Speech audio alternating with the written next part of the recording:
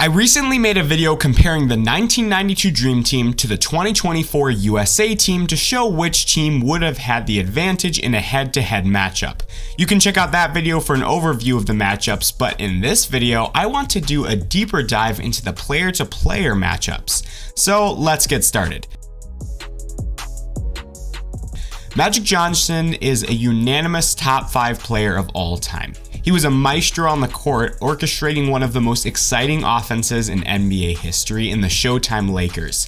He has the highest assists per game in the history of the NBA at 11.2 and led the Lakers to the finals 9 times in his 12-year career. He won 5 championships, was a 3-time MVP, 3 times final MVP, and led the league in assists 4 seasons. And he also led the league in steals another 2 seasons. Jrue Holiday is a defensive specialist who has made first-team All-Defensive 3 seasons and second-team All-Defensive another 3. He was a key role player on 2 NBA championships and has made the All-Star team 2 years of his 15-year career. Magic was a giant of a point guard, standing at 6'9". He was first-team All-NBA the previous season and put up outstanding overall numbers.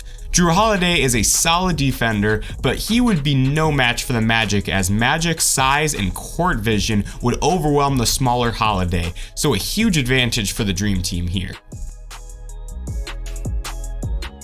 Michael Jordan, the GOAT. What else do we need to say? 6 championships and 6-time finals MVP, 5-time regular season MVP, highest points per game average in NBA history, and led the league in scoring 10 straight seasons. He was just as dominant on the defensive end, winning the Defensive Player of the Year in 1988, led the league in steals 3 seasons, and was also first-team All-Defensive for 9 straight seasons, which tops the all-time NBA list for this category. Steph Curry is widely recognized as the greatest shooter of all time. He pioneered a new era of basketball with the long 3-ball and is a 4-time NBA champion. He has a finals MVP to go along with his 2 regular season MVPs, led the league in scoring twice, and led the league in steals 1 year. Michael Jordan was at his athletic prime in 1992, where he won almost every individual and team accolade that year with back-to-back titles. Curry at 36 is no longer in his prime, and although he runs a small marathon coming off picks all game, MJ's elite defense would slow down the sharpshooter. But on the other end, Curry would be out of his league trying to defend Jordan. Jordan would be unstoppable and put up huge offensive numbers, meaning the Dream Team has an enormous advantage here. Scottie Pippen is arguably the best wing defender of all time. His 7'3" wingspan allowed him to lock down opponents, leading to him being selected to 10 all-defensive teams. He was the guy who could do it all: elite defense, score when needed, and play make for his teammates on the greatest modern NBA dynasty in the 1990s Bulls. LeBron James is a freak of an athlete with the height and bulk of power forward and agility of a guard. He is a 4-time NBA champion with 4 finals MVPs, 4 regular season MVPs, led the league in scoring a year and assists in another year. He has the most total points in NBA history, while also ranking in the top 5 in assists all time, proving his sustained excellence that has lasted 2 decades. Pippen was a young, athletic, and long and performed on both ends of the court that season, and being named All-NBA and first-team defensive. LeBron, in his second decade of NBA seasons, still manages to perform at a high level and being named third-team All-NBA. Pippen, being one of the best wing defenders of all time, would definitely slow LeBron down. This is not 2014 LeBron, as he is now 39 years old and would be going against a young and scrappy Pippen. LeBron may still have the edge over Pippen, but it would be much closer than you'd expect. Karl Malone was a beast of a player with a bodybuilder-like strength that helped him bully his way to the basket, resulting in him being 3rd on the all-time scoring list. He is a 2-time regular season MVP and made the all-defensive team 4 times. He's part of one of the best NBA duos of all time, with the Stockton to Malone pick and roll. Kevin Durant is a sniper from the outside, being one of the best pure scorers in NBA history. His 6'10 frame allows him to rise up and shoot over virtually any opponent that he faces. He is a 2-time NBA champion with 2 Finals MVPs to go along with 1 regular season MVP, and led the league in scoring 4 seasons. Malone was built like a truck and put up great offensive numbers and was named first team All-NBA. Durant relies on his outside shooting efficiency and was able to be named second team All-NBA. This would be an interesting matchup, as there is no way Malone can guard Durant on the outside, but equally, Malone would have his way with Durant down low. Each player would dominate offensively. The Dream Team may actually put Robinson on Durant for defense, since Robinson's athleticism would be much better matched to Durant's.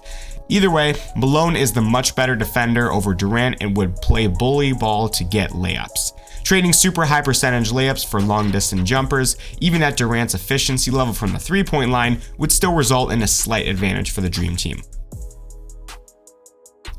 David Robinson is one of the best two-way players of all time. He is only one of 5 players in NBA history to win both MVP and Defensive Player of the Year in his career. He is a 2-time NBA champion, 10-time All-Defensive, led the league in scoring 1 year, rebounds another year, and blocks another year, proving his all-around dominance on both ends of the court. Anthony Davis is an all-around big man that can make plays on both the offensive and defensive end of the court. He won the NBA title in the 2020 bubble, along with being all-defensive 5 times and leading the league in blocks for 3 seasons. David Robinson was sensational in 1992 and earned a Defensive Player of the Year and was named First Team NBA and First Team All-Defensive. Davis is no slouch on both ends of the court, but was only Second Team All-NBA this year. This would be a great matchup, as Davis can move outside, but Robinson's athleticism and great defense would allow him to stick with Davis.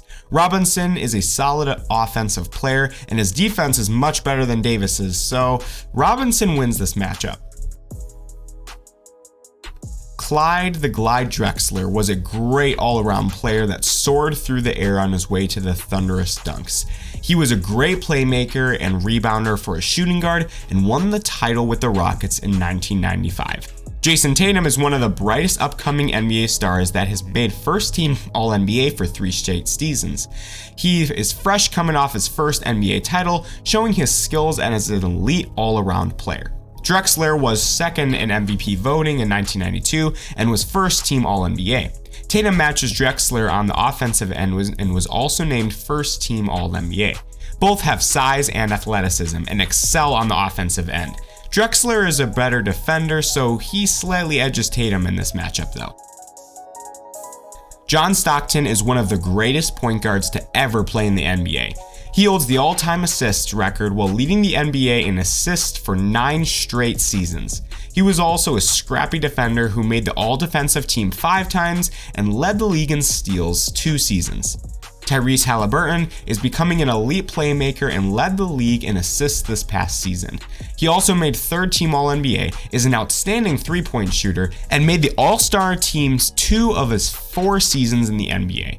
Stockton once again was the best playmaker in the league in 1992, winning the assist title and making the All-NBA team. He was also a great defender and made the All-Defensive team too that year.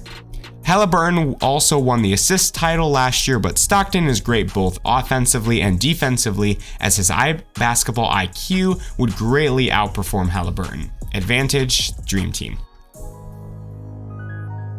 Devin Booker is a great scorer, making the All-NBA team 2 seasons. He's a 4-time All-Star and can drop buckets on any given night, which was apparent the night he lit up on the court, scoring an astounding 70 points. Charles Barkley is a top 25 player of all time, and the round mound of a rebound played much bigger than his 6'6" frame. His bulky torso combined with amazing athleticism allowed him to push opponents. He was an 11-time All-NBA player, winning the regular season MVP in 1993 to go along with leading the league in rebounding in 1987. Barkley was a monster in his 76ers career, as he dominated the board and was named 2nd team All-NBA. Booker can shoot better than Barkley and was 3rd team All-NBA last year. However, Barkley's strength would overwhelm Booker, as he would back him down for easy layups and there would be nothing Booker could do about it. Barkley was arguably the Dream Team's best player during the Olympics, so the clear advantage goes to the Dream Team for this matchup. Chris Mullin was one of the deadliest shooters the NBA has ever seen.